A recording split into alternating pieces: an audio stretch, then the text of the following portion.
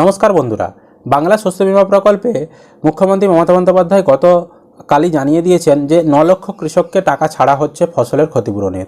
তার জন্য 350 কোটি টাকা আর্থিক সহায়তা প্রদান করা হচ্ছে।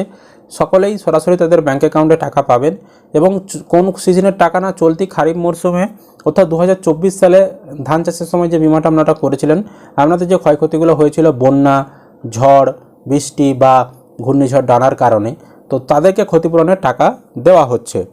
তো সমস্ত কৃষকরাই ক্ষতিপূরণের টাকা পাবে যাদের যাদের নামে বিমা স্যাংশন হয়েছে। তো ব্যাঙ্ক অ্যাকাউন্টে টাকা অনেকেই এখনও পাননি।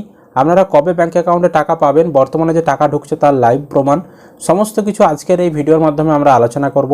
তো অবশ্যই ভিডিওটি উপকারে আসবে, শেষ পর্যন্ত দেখবেন, বন্ধুদেরকে ভিডিওটি শেয়ার করে দিবেন আর অনুগ্রহ করে চ্যানেলটিকে সাবস্ক্রাইব করে রাখবেন যাতে আমরা পরবর্তী ভিডিও বানাতে উৎসাহ বোধ করি।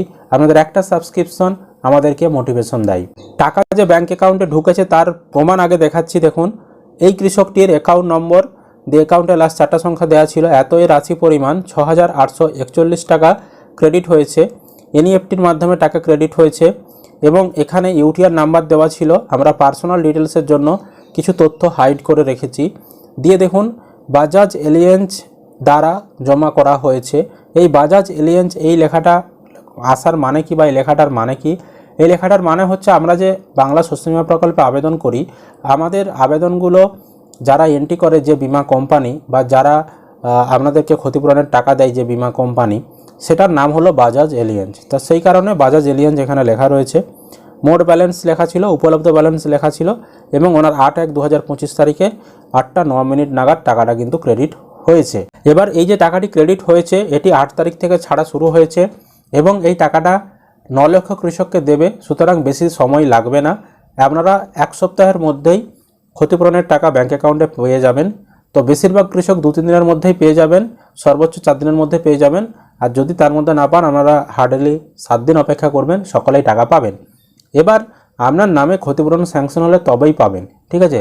আমাদের পশ্চিমবঙ্গে প্রায় 70 লক্ষ না তার বেশি, এরকম এক্স্যাক্ট অ্যামাউন্টটা মনে নেই, এত কৃষক আবেদন করেছিল ক্ষতিপূরণের টাকা পাওয়ার জন্য, বিমা করে রেখেছিল।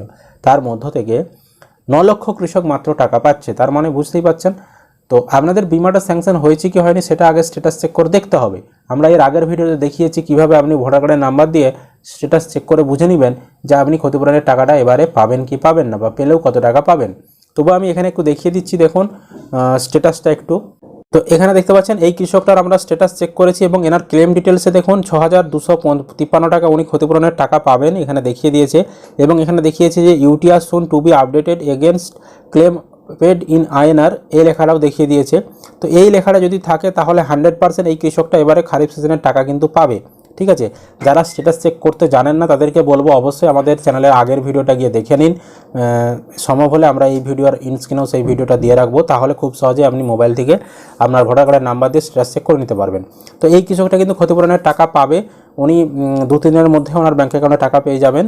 তো ইনি 6,253 টাকা কিন্তু ক্ষতিপূরণের টাকা পাবেন। আর আপনারা যখন স্ট্যাটাস চেক করবেন, যদি ক্লেম ডিটেলসের ঘরে claim is not yet generated against the given policy number দিয়ে পলিসি নম্বর লেখা থাকে, তাহলে বুঝে নেবেন আপনি যে আবেদনটা করেছিলেন আপনার ক্ষতিপূরণ আপনার নামে স্যাংশন হয়নি, আপনি কিন্তু আর ওই খরিফ 2024-এর টাকাটা পাবেন না। অর্থাৎ এবার যে 9 লক্ষ কৃষকের টাকা ছেড়েছে আপনি কিন্তু সেই টাকাটা পাচ্ছেন না।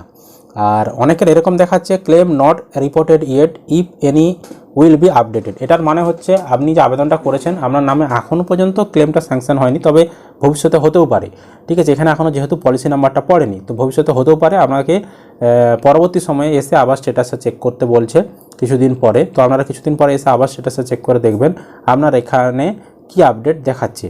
তো এভাবেই কিন্তু খুব সহজেই আপনারা বুঝে নিতে পারবেন টাকাটা পাচ্ছেন কি পাবেন না, বা বর্তমানে যে টাকা ঢুকছে সেটাও দেখালাম আপডেট, এবং আপনার কবে টাকা ঢুকবে সেটাও জানিয়ে দিলাম। তো ভিডিও ভালো লাগলে অবশ্যই কিন্তু একটি লাইক করে দিবেন, বন্ধুদেরকে ভিডিওটি শেয়ার করবেন, আর এই ধরনের লেটেস্ট আপডেটগুলো সবার আগে পেতে চ্যানেলটিকে সাবস্ক্রাইব করে রাখবেন।